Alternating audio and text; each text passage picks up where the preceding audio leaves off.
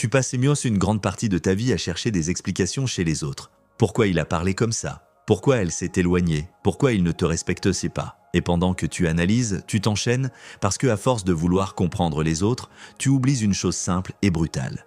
Tu n'es pas responsable de leur monde intérieur. Aujourd'hui, on va toucher une phrase qui dérange, attribuée à Machiavel. Tu deviens libre le jour où tu cesses de chercher à comprendre les autres. Écris en commentaire « Je reprends mon pouvoir » si tu sens que cette vérité te concerne même un peu. Et reste jusqu'à la fin parce que la révélation la plus puissante n'est pas un grand discours, c'est un silence. Un basculement intérieur. Si tu veux plus de vidéos comme celle-ci, abonne-toi, mets un like et garde ton attention jusqu'au dernier mot. Tu pourrais découvrir pourquoi ta compassion, ton besoin de sens et ta loyauté ont parfois été utilisés contre toi. À l'époque de Nicolas Machiavel, l'Italie était un théâtre d'alliances jaillant fragiles, de trahisons feutrées et de masques sociaux permanents. Dans un monde où les intentions étaient rarement avouées, chercher à comprendre l'autre devenait un luxe et souvent un piège. La psychologie moderne le confirme autrement. Ton esprit veut des raisons pour se rassurer, pas la vérité pour se libérer. Alors tu construis des histoires, tu interprètes, tu excuses, tu suranalyses et tu restes accroché à des personnes qui ne t'ont jamais donné de clarté. Ce savoir a été mal compris parce qu'on l'a confondu avec la froideur ou le cynisme. Idiot alors qu'il parle d'un autre niveau, la souveraineté intérieure. Et dans notre époque d'hypercommunication, cette blessure s'aggrave. Plus tu as accès aux autres, plus tu te perds en eux. Tu crois que comprendre les autres te rend plus sage. En réalité, très souvent, ça te rend plus docile. Parce que comprendre n'est pas toujours une quête de vérité. C'est parfois une stratégie de survie. Ton esprit veut éviter le vide, l'incertitude, la rupture, alors il cherche des explications comme on cherche une couverture quand il fait froid. Il préfère une histoire douloureuse à l'absence d'histoire. Et c'est exactement là que beaucoup de gens perdent leur liberté. Ils ne sont plus guidés par ce qui est réel, mais par ce qu'ils inventent pour calmer leur anxiété. Regarde comment ça fonctionne dans la vie quotidienne. Et quand quelqu'un te manque de respect, au lieu de poser une limite claire, tu commences à enquêter. Tu te dis, il doit traverser une période difficile. Elle a sûrement des traumatismes, il ne se rendait pas compte. Tu cherches la cause cachée, tu cherches l'explication qui rend l'acte acceptable. Et pendant ce temps, une vérité simple reste debout, intacte. On t'a manqué de respect. Peu importe la raison, l'effet est là. Et si tu es obligé de te transformer en détective pour mériter un minimum de considération, c'est que tu n'es déjà plus dans la dignité. Tu es dans la négociation. Ce besoin de comprendre les autres vient souvent d'une illusion noble.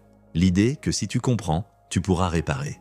Comme si la compréhension te donnait une clé universelle. C'est comme si les gens allaient échanger parce que tu as deviné ce qui se passe dans leur tête. Mais la vie ne fonctionne pas comme ça. Tu peux comprendre un poison, ça ne le rend pas buvable. Tu peux expliquer un incendie, ça ne te protège pas des flammes. Comprendre n'est pas un bouclier. Comprendre n'est même pas un pouvoir quand la personne en face n'a pas l'intention d'être claire, juste l'intention d'obtenir quelque chose de toi. Et là, on arrive au premier concept clé.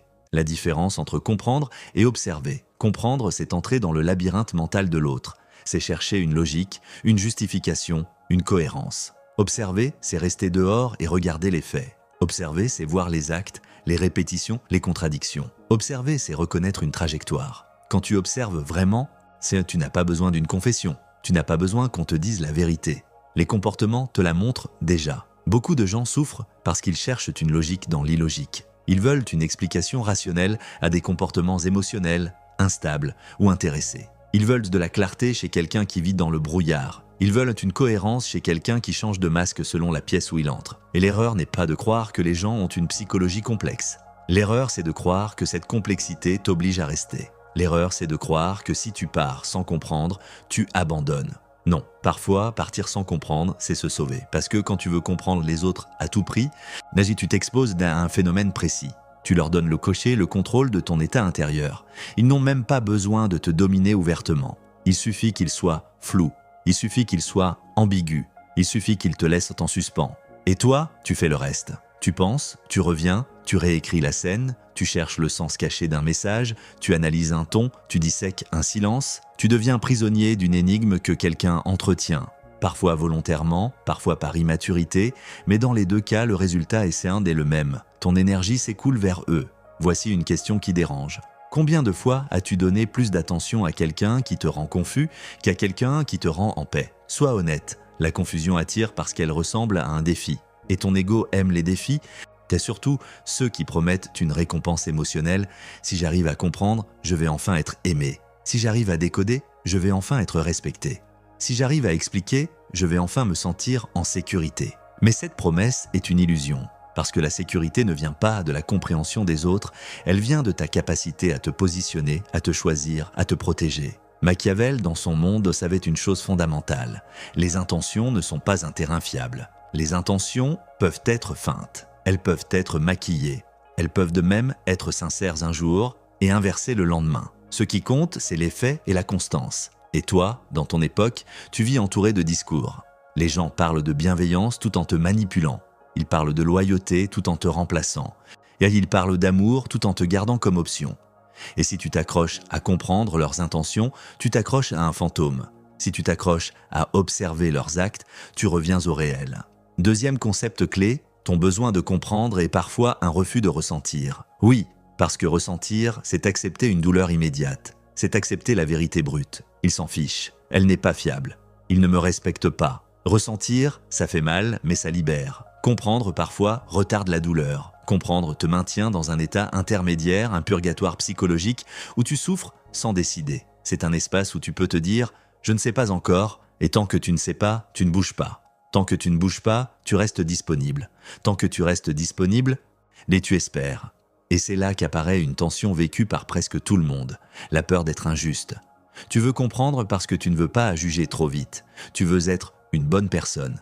Tu veux être équilibré. Tu veux être profond, et c'est honorable. Mais il y a un piège. Certaines personnes utilisent de ta profondeur contre toi. Elles utilisent de ton humanité contre toi, parce que tu leur offres un tribunal intérieur où tu plaides en leur faveur, même quand elles t'ont déjà condamné. Tu deviens leur avocat. Elles n'ont même pas besoin de se défendre. Ton empathie fait le travail, alors il faut le dire clairement. Cesser de chercher à comprendre les autres ne veut pas dire devenir cruel. Ça veut dire cesser de te sacrifier sur l'autel de leurs incohérences. Ça veut dire arrêter de confondre compassion et auto-abandon. Ça veut dire remettre la vérité à sa place. La vérité n'est pas ce qu'ils disent, c'est ce qu'ils font et ce que ça te fait. Troisième concept clé, l'explication ne change pas le schéma. C'est l'une des leçons les plus difficiles à intégrer. Tu peux savoir pourquoi quelqu'un te traite mal et continuer à être traité mal. Tu peux connaître son enfance, ses blessures, ses peurs et continuer à subir ses comportements. Tu peux comprendre toutes les racines d'un arbre. Si l'arbre tombe sur toi, il te brise quand même. La compréhension est intellectuelle, la liberté est structurelle. Elle vient de tes limites, de tes choix, de tes absences, de tes refus, de tes standards, pas de tes analyses. Et maintenant, écoute bien, le vrai piège, ce n'est pas seulement de chercher à comprendre. Le vrai piège, c'est de croire que comprendre te donne une dette. Comme si la découverte d'une blessure chez l'autre te rendait obligé de rester. Comme si tu devais payer le prix de ce que tu as vu. C'est une manipulation subtile, parfois même auto-infligée. Je sais qu'il souffre, donc je dois supporter. Je sais qu'elle a vécu des choses, donc je dois accepter. Mais non, tu peux reconnaître la souffrance d'une personne sans te mettre en prison avec elle. Tu peux avoir de la compassion sans perdre ta colonne vertébrale. Et à ce stade, une question reste en suspens et elle va te poursuivre tant que tu ne l'affrontes pas. Pourquoi certaines personnes sont-elles volontairement incompréhensibles? Pourquoi elles ne disent jamais clairement ce qu'elles veulent? Pourquoi elles créent des zones grises? Et de pourquoi elles te donnent juste assez pour te garder accroché, mais jamais assez pour te sécuriser? Est-ce toujours inconscient ou est-ce parfois une stratégie? Ne réponds pas trop vite, parce que c'est là que beaucoup de spectateurs se réveillent. Certains comportements flous ne sont pas des maladresses, ce sont des leviers. L'ambiguïté est un pouvoir. Quelqu'un qui te laisse dans le doute te garde en mouvement autour de lui. Tu reviens, tu demandes, tu t'expliques, tu t'ajustes. Tu deviens flexible. Et quelqu'un qui t'oblige à t'ajuster en permanence te met en dessous de lui sans jamais le dire. Tu as déjà remarqué comme certaines personnes ne sont claires que quand elles ont peur de te perdre? Elles deviennent soudain directes quand tu te retires. Elles deviennent soudain affectueuses quand tu t'éloignes. Et puis, dès que tu reviens, elles redeviennent floues. C'est un schéma. Et si tu veux comprendre ce schéma, ne cherche pas dans leurs mots. Cherche dans ton état. Tu es stressé, tu es en attente, tu es dans le manque. Voilà la preuve. Quatrième concept clé, la liberté commence quand tu acceptes de ne pas savoir. C'est paradoxal, mais c'est vrai. Une personne libre peut dire « Je ne sais pas pourquoi tu fais ça et je n'ai pas besoin de le savoir pour décider ». C'est une phrase intérieure qui change tout. Parce qu'à partir de là, tu reprends le gouvernail. Tu cesses de mendier la clarté. Tu cesses de négocier la valeur. Tu cesses de te tordre pour entrer dans la psychologie de quelqu'un qui ne veut même pas être honnête avec lui-même. Et c'est ici que ton ego va résister. Parce que ton ego veut gagner. Ton ego veut résoudre l'énigme. Et ton ego veut prouver qu'il est intelligent. profond, supérieur émotionnellement. Ton ego veut être celui qui comprend. Mais parfois, cette posture est une façon déguisée de contrôler. Oui, même toi. Chercher à comprendre peut être une manière de contrôler l'autre à travers l'analyse. Si je le comprends, je peux anticiper, je peux éviter, je peux influencer, et quand ça ne marche pas, tu t'épuises, parce que tu essaies de contrôler l'incontrôlable. Tu vois le piège ? Tu veux être libre, mais tu cherches la liberté dans le cerveau de l'autre. C'est comme chercher de l'air sous l'eau, tu ne le trouveras pas. La liberté n'est pas un accord qu'on te donne, c'est une posture intérieure, c'est une décision de ne plus te dissoudre dans les labyrinthes des autres. 5e concept clé, tu n'as pas besoin de comprendre les autres, et tu as besoin de te comprendre toi. Pourquoi tu restes ? Pourquoi tu excuses ? Pourquoi tu reviens ? Pourquoi tu as peur de dire non ? Pourquoi tu confonds intensité et amour ? Pourquoi tu appelles connexion ce qui a parfois une dépendance émotionnelle ? Tant que tu ne regardes pas ça, tu vas continuer à courir après des explications extérieures parce que c'est plus confortable que de regarder ton propre manque. Et laisse-moi te dire une vérité que peu osent accepter. Certaines personnes ne seront jamais compréhensibles parce qu'elles ne se comprennent pas elles-mêmes. Leur identité change avec le regard des autres. Leur désir change avec l'opportunité. Leur morale change avec la peur. Et toi, tu veux une carte dans un désert qui bouge, alors tu te perds. Voici un exemple concret, simple. Quelqu'un te promet quelque chose, il ne le fait pas. Non, tu demandes pourquoi. Il te donne une excuse, tu acceptes. Puis ça recommence. Tu redemandes, nouvelle excuse. Et toi, tu t'épuises à comprendre. Mais la vérité, c'est qu'il t'a montré sa règle, ses mots n'ont pas de poids. Il t'a montré sa priorité, lui-même, pas toi. Tu n'as pas besoin d'un troisième pourquoi. Tu as besoin d'un choix. Et c'est là que le suspense devient intime. Parce qu'il touche à une question que tu évites peut-être depuis longtemps. Et si ton besoin de comprendre les autres était surtout un refus d'admettre qu'ils ne te choisissent pas? Et si tu cherchais des explications pour éviter une conclusion, parce qu'une conclusion te demanderait de partir, de couper, de changer, de perdre une image, de traverser une solitude, de reconstruire. Et ça, c'est coûteux. Alors tu restes dans l'analyse. L'analyse est moins chère que la transformation. Mais l'analyse te coûte quelque chose de plus précieux. Ton temps, ton calme, ta puissance. Et maintenant, écoute ce point, parce qu'il est essentiel. Quand tu cesses de chercher à comprendre les autres, tu récupères ton énergie, tu récupères ton attention, tu récupères ta dignité. Tu n'attends plus que quelqu'un te justifie son absence, son silence, son froid, son mépris. Tu n'attends plus une explication pour te respecter. Tu te respectes d'abord, et c'est précisément ce mouvement qui te rend libre. Mais il reste une question en suspens, et je veux que tu la gardes en tête pour la suite, parce qu'elle ouvre une porte plus profonde encore. Si tu arrêtes de chercher à comprendre les autres, qu'est-ce que tu vas découvrir sur toi dans le silence qui reste? Qu'est-ce que tu vas entendre? Et quand tu n'auras plus ce bruit mental, cette enquête permanente, cette obsession de décoder, c'est là que commence la vraie confrontation. Et c'est là que beaucoup reculent. Il existe un paradoxe que peu de gens acceptent vraiment. Plus tu cherches à comprendre les autres, plus tu t'éloignes de toi. Et plus tu t'éloignes de toi, plus tu deviens manipulable, même sans qu'on te manipule consciemment. Parce que la manipulation la plus efficace n'est pas toujours intentionnelle. Elle naît souvent d'un déséquilibre intérieur. Celui qui doute de sa propre valeur cherche des repères chez l'autre. Celui qui n'est pas ancré cherche du sens à l'extérieur. Et celui qui cherche du sens à l'extérieur finit par vivre selon les humeurs, les incohérences et les silences des autres. Dans le monde moderne, ce piège est amplifié. On t'a appris que comprendre, c'est être évolué. Que décoder les émotions, analyser les traumas, lire entre les lignes, c'est une preuve de maturité psychologique. Mais cette idée a été déformée. Parce qu'à force de valoriser la compréhension, on a oublié la souveraineté. On a oublié que la clarté intérieure passe parfois par un refus simple. Je n'ai pas besoin d'entrer là-dedans. On a oublié que certaines portes ne mènent nulle part et que les ouvrir n'est pas une preuve d'intelligence, mais parfois une fuite. Regarde l'ego à l'œuvre. Ton ego veut être celui qui voit ce que les autres ne voient si mal pas. Celui qui comprend au-delà des apparences. Celui qui dit « Moi, je sais qu'au fond, il est comme ça. Moi, je sais qu'au fond, elle ressent ça. » Et ce discours te flatte. Il te donne le sentiment d'être spécial, plus profond et plus lucide que les autres. Mais ce sentiment a un prix. Il te lie à des personnes ou ironiques qui ne te donnent rien de stable. Il te maintient dans une posture d'attente, d'interprétation, de patience forcée. Et pendant que tu te crois au-dessus, tu es en dessous parce que tu t'adaptes, tu encaisses, tu comprends, tu excuses. Voici une vérité inconfortable. Certaines relations ne survivent que grâce à ton effort mental. Elles tiennent parce que tu expliques ce qui ne va pas, parce que tu rationalises ce qui te blesse, parce que tu transformes l'inacceptable en complexe. Si tu arrêtais de comprendre, Si tu laissais juste les faits exister sans filtre, beaucoup de liens s'effondreraient. Et c'est précisément pour ça que ton esprit résiste, parce que ton identité est parfois attachée à ces liens. Perdre la relation, et ce n'est pas seulement perdre quelqu'un, c'est perdre une version de toi-même. Parlons maintenant d'un piège plus subtil encore, l'illusion du contrôle émotionnel. Tu crois que comprendre l'autre te permet de prévoir ses réactions, d'éviter les conflits, de maintenir l'équilibre. Mais ce que tu fais en réalité, c'est ajuster ton comportement pour ne pas déranger. Tu deviens plus prudent, plus silencieux, plus souple, tu marches sur des œufs, tu fais attention à tes mots, à ton ton, à ton timing, et tu appelles ça de la maturité. Mais intérieurement, tu t'effaces. Tu t'auto-censures, tu te fragmentes. Il y a une grande différence entre intelligence émotionnelle et hypervigilance émotionnelle. L'intelligence te rend libre, l'hypervigilance te rend anxieux. Et beaucoup de gens confondent les deux.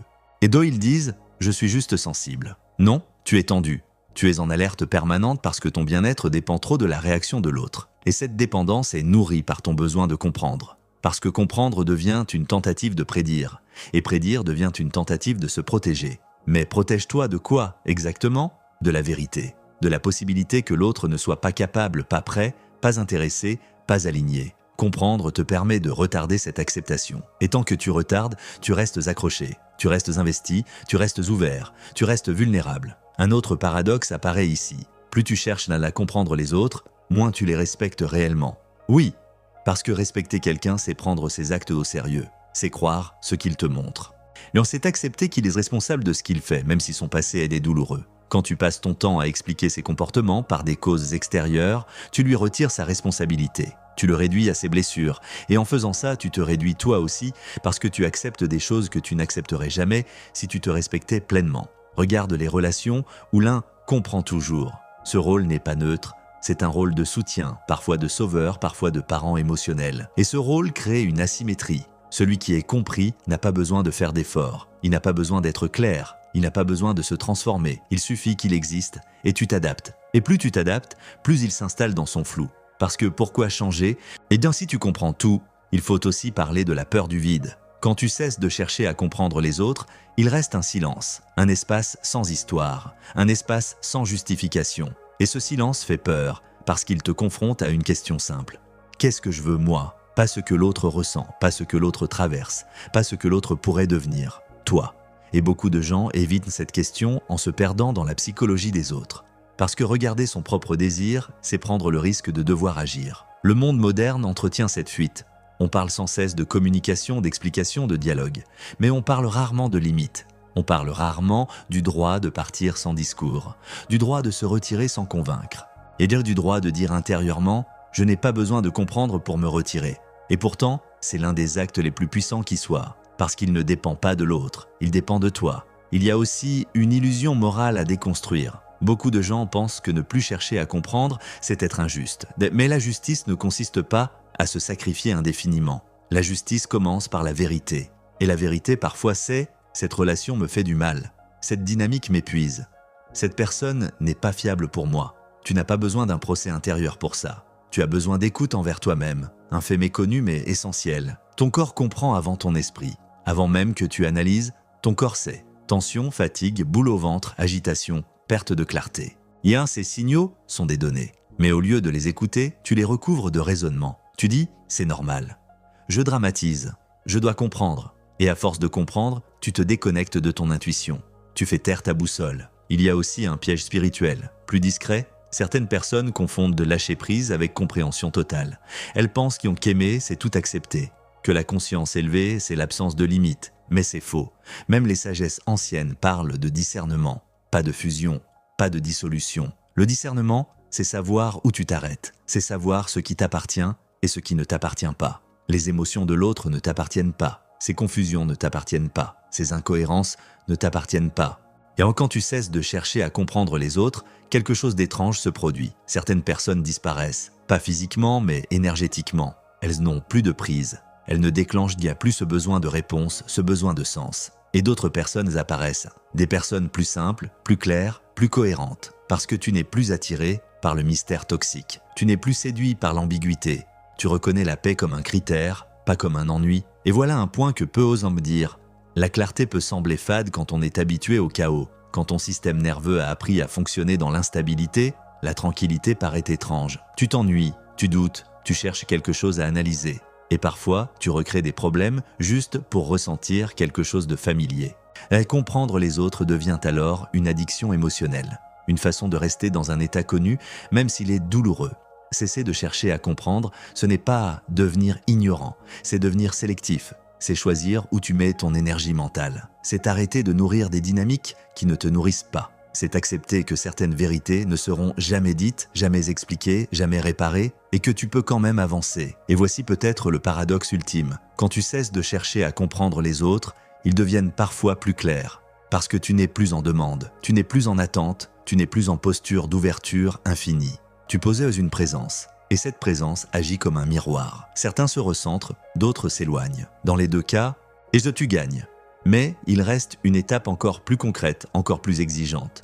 Comment vivre cette liberté au quotidien ? Comment transformer cette compréhension en acte, en rituel, en décision claire, sans tomber dans la dureté ou l'isolement ? C'est là que tout se joue.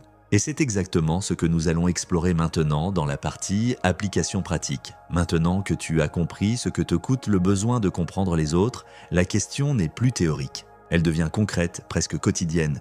Comment vivre sans retomber dans ce réflexe ancien, sans te refermer, sans devenir froid, mais sans te trahir ? La liberté intérieure n'est pas une idée, c'est une discipline douce, répétée, parfois inconfortable. La première pratique consiste à déplacer ton attention des intentions vers les effets. Chaque fois que quelqu'un agit envers toi, ne te demande plus immédiatement pourquoi. Pose-toi une autre question plus sobre, plus ancrée. Qu'est-ce que cela produit en moi ? Est-ce que je me sens apaisé, respecté, clair, ou est-ce que je me sens tendu, confus, diminué ? Cette question coupe court aux romans intérieurs. Elle te ramène à l'expérience directe. Fais-en un réflexe. Tu verras que beaucoup de décisions deviennent évidentes, sans explication. Deuxième pratique, la pause consciente. Quand tu sens l'envie de comprendre monter, l'envie d'analyser un message, un silence, un geste, impose-toi un arrêt volontaire. Pas une fuite, un arrêt, respire lentement, profondément, et dis-toi intérieurement « je n'ai pas besoin de répondre maintenant ». Cette simple phrase rétablit un rapport de force intérieure. Elle te rend le temps. Et celui qui possède le temps possède déjà une forme de pouvoir sur sa propre vie. Troisième pratique, le journal de clarté. Chaque jour ou chaque semaine, écris noir sur blanc les faits, sans interprétation. Ce qui a été dit, ce qui a été fait, ce qui a été répété. Pas de justification, pas de contexte émotionnel, juste les actes. Puis, en dessous, écris ce que ces actes t'inspirent comme décision possible. Tu verras à quel point la vérité apparaît quand tu enlèves les excuses. Ce rituel est puissant parce qu'il transforme ton esprit de brouillard en miroir. Quatrième pratique, l'entraînement au non-savoir. Choisis consciemment de ne pas résoudre certaines questions. Laisse-les ouvertes. Observe ce que ça provoque en toi. L'inconfort, l'agitation, parfois la peur. Reste avec ça sans courir vers une explication. Et tu entraînes ainsi ton système nerveux à tolérer l'incertitude.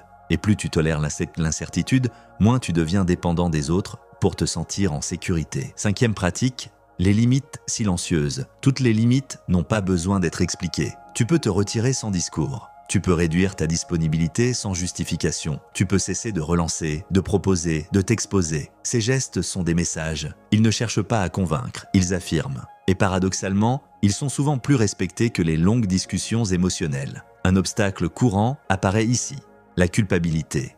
Tu vas penser que tu deviens dur, égoïste, injuste. Rappelle-toi ceci, te protéger n'est pas attaquer, te choisir n'est pas mépriser. La culpabilité est souvent le signe que tu romps un ancien contrat invisible où tu étais celui qui comprenait toujours, qui tenait, qui absorbait. Ce contrat ne t'a jamais servi, tu as le droit de le rompre. Un autre obstacle est la solitude temporaire. Quand tu changes de posture, certaines personnes s'éloignent. Pas parce que tu es devenu mauvais, mais parce que tu n'es plus disponible pour les mêmes dynamiques. Accueille ce vide comme une phase de nettoyage. Ne le remplis pas trop vite. C'est dans cet espace que ton discernement se raffine. Intègre aussi un rituel simple mais puissant. Chaque fois que tu te surprends à expliquer le comportement de quelqu'un à sa place, arrête-toi, dis-toi « ce n'est pas mon rôle ». Répète-le jusqu'à ce que ton esprit s'apaise. Tu n'es pas le traducteur émotionnel de ceux qui refusent d'être clairs. Apprends également à reconnaître la paix comme un indicateur de maturité relationnelle. Si une relation est intense mais constamment troublante, ce n'est pas de la profondeur, c'est un déséquilibre. La paix n'est pas l'absence de lien, c'est la présence de sécurité intérieure. Et toute relation qui t'en éloigne mérite d'être questionnée, même si elle est chargée d'émotions. Enfin, rappelle-toi que cette pratique n'est pas linéaire. Tu retomberas parfois dans l'analyse, dans l'excuse, dans la compréhension excessive. Ne te juge pas, observe, reviens à ton centre. La liberté intérieure se construit comme une musculature invisible, par répétition, par ajustement, par patience, et surtout, garde cette vérité simple comme un ancrage. Tu n'as pas besoin de comprendre les autres pour avancer. Tu as besoin de te respecter assez pour ne plus t'abandonner dans leur zone d'ombre. Quand cette phrase s'incarne en toi, ta posture change, ta voix change, tes choix changent, et le monde lentement s'ajuste autour de cette nouvelle clarté. Il ne reste plus qu'une étape, celle où tout se rassemble, où le sens devient direction. Passons maintenant à la conclusion, là où la vérité cesse d'être une idée pour devenir une position intérieure durable. Il y a un moment précis où quelque chose bascule, pas à l'extérieur. À l'intérieur, c'est le moment où tu comprends que ton épuisement ne venait pas de ce que tu vivais, mais de l'effort constant pour l'expliquer. Tu n'étais pas fatigué des autres, tu étais fatigué de te perdre en eux. Et cette prise de conscience change tout, dire parce qu'elle te rend à toi-même. Cesser de chercher à comprendre les autres, ce n'est pas fermer ton cœur, c'est le replacer au bon endroit. Ce n'est pas devenir indifférent, c'est devenir lucide. Tu continues de voir, de ressentir, d'écouter, mais tu ne te dissous plus. Tu ne te sacrifies plus sur l'autel de leurs incohérences. Tu n'attends plus une explication pour t'autoriser à te respecter. Tu agis à partir de ce qui est, pas de ce qui pourrait être. La vraie liberté n'est pas une rébellion bruyante, c'est un retrait calme, un silence intérieur où tu n'as plus besoin de convaincre, d'expliquer, de justifier ton ressenti. Tu reconnais que certaines vérités ne viendront jamais sous forme de mots, elles viennent sous forme de comportements répétés. Et quand tu acceptes ça, tu récupères ton énergie, ton temps, ta clarté, et tu redeviens souverain de ton monde intérieur. Pose-toi cette question et laisse-la résonner sans chercher à y répondre trop vite. Qu'est-ce qui changerait dans ta vie si tu arrêtais dès aujourd'hui de vouloir comprendre ce qui te trouble? Qui resterait? Qui partirait? Et surtout, qui redeviendrais-tu dans ce silence retrouvé? Si cette vidéo a mis des mots sur quelque chose que tu ressentais sans pouvoir le formuler, prends un instant pour l'ancrer. Écris en commentaire la phrase qui t'a le plus touché. Abonne-toi si tu veux continuer cette exploration intérieure, loin du bruit, loin des illusions, vers plus de lucidité et de force tranquille. Et rappelle-toi ceci, comme une loi intime, ta liberté commence là où ton attention cesse de se perdre chez les autres et revient enfin à sa juste place.